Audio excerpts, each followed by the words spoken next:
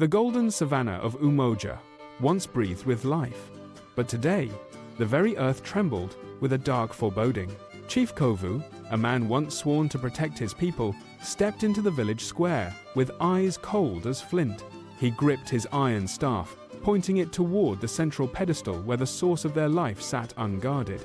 Zuri stood her ground, a lone figure between the chief and the sacred golden drum. She planted her feet firmly in the dust, her heart hammering against her ribs. Without a word of explanation, Kovu lunged. He shoved Zuri aside with brutal force, his fingers curling around the precious artifact. As he sprinted toward the jagged silhouette of the Shadow Mountains, the sky seemed to pale, and the first gasps of a dying land whispered through the grass. The consequences were immediate and devastating. Within mere hours, the lush green fields of Umoja shriveled into brittle, grey stalks that crumbled at the touch. The village wells, once overflowing with cool water, sank into the dry, cracked earth, leaving the people in despair. But Zuri did not wait for the sun to set or for permission to act. She swung her leg over her white horse, her eyes fixed on the horizon. With a snap of the reins, she galloped toward the forbidden mountain range. She rode through the rising heat and the scent of dust, driven by a singular purpose: to bring back the heartbeat of her home, before the land turned to ash forever. Nature itself seemed to conspire against her. Rain lashed against Zuri's face in freezing sheets as she navigated the treacherous river pass, where the rocks were slick and the footing uncertain. Every hoofbeat was a gamble against the rising tide. Finally, she reached the yawning mouth of the cave. The air inside was heavy, smelling of stale stone and damp moss.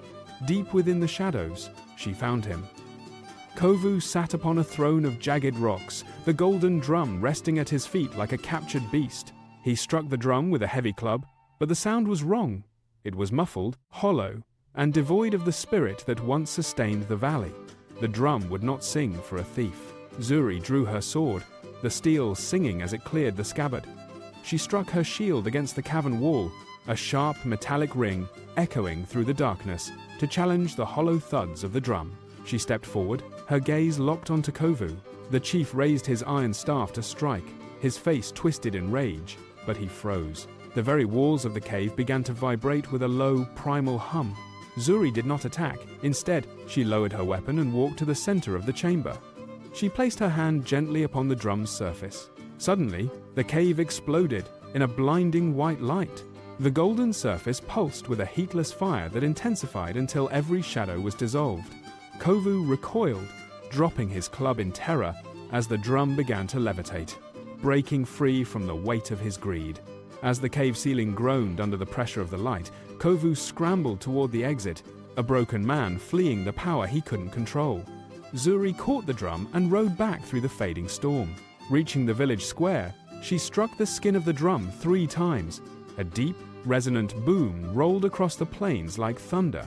Green shoots erupted instantly from the parched soil, and water surged back into the dry streams with a joyful roar. The villagers gathered, their faces transformed by wonder. Zuri placed the drum back upon its rightful pedestal. As the people cheered, a golden rhythm filled the air once more, a song of life that would never be silenced again.